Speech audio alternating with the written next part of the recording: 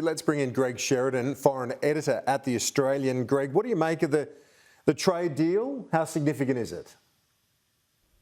Look, it's a very good deal, Kieran. All these deals are only as good as your traders make them. So it's kind of you've got to suck it and see how it goes. But in the long run, we are in a very deep downward spiral in our trade with China. We're over-dependent on our trade with China.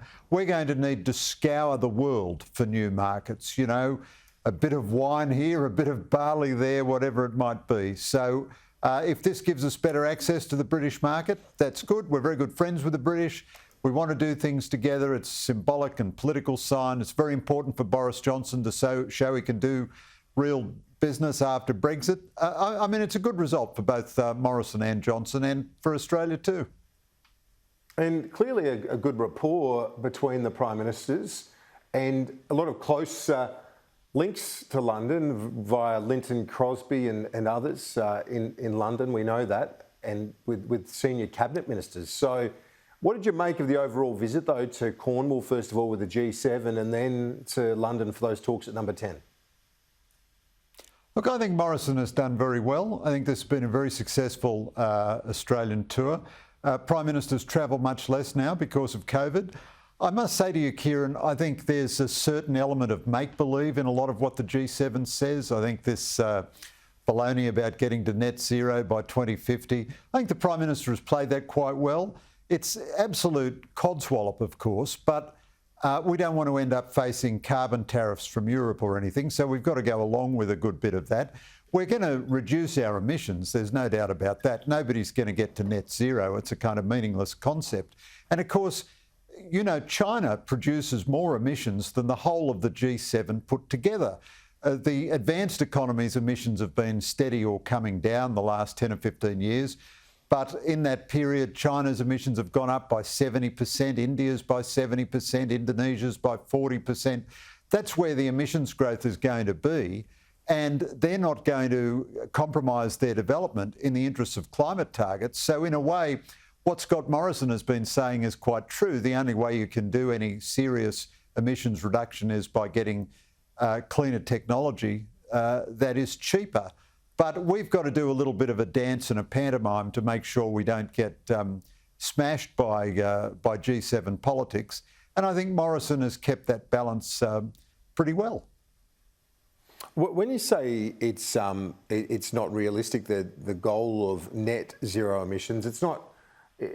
Why do you think that is fanciful? Because obviously we're not talking about zero emissions, we're talking about net zero. So with abatement and so on, we know that Angus Taylor committing to various abatement measures as well. Why would net zero be so unrealistic within, 3 decades? So, Kieran, there are two ways in which it's completely unrealistic. First of all, what does actually net zero mean? That means that for every greenhouse gas you emit, you take one out of the atmosphere by some other action. Now, the only action which actually takes emissions out of the atmosphere which we can take is to retire previously agricultural land into pure grasslands. There are other things. Other abatements can reduce your emissions, but they can't take carbon out of the atmosphere. The only way you do that is by planting trees. Now, in Australia, we get to plant our trees over and over again because we have bushfires every other year, and we get to plant the trees all over again. But it's not real. You know, if you're going to run a modern economy, if you're still going to have aeroplane flights and eat your dinner and, have light bulbs in your houses, you can reduce your emissions a good deal, but you cannot get to net zero, especially when you run out of agricultural land that you can retire to put grass there. But secondly, there is, all of this talk about how much of the world is committed to this. This includes countries which have made declarations but taken absolutely no action at all. So China has said it's going to get to net zero by 2060, and yet last year it added more than twice the entire coal-fired power capacity of Australia to its grid. It has currently under approval more coal-fired power stations than exists in the entirety of the United States. In a single year, it produced more new coal-fired power stations than the rest of the world combined. Yet in the propaganda of net zero, you know, we say, well, 70% of the world is covered by targets, but a lot of these targets are complete baloney. And Kieran, you and I have been around long enough with this climate politics to just see one target named after another. 1 year rolls by, they're never met. The proportion of the world's energy which is generated by fossil fuels is the same today as it was 15 or 20 years ago. It's lower in Western Europe, but it's big in all the parts of the world that are developing: Indonesia, Africa, Brazil.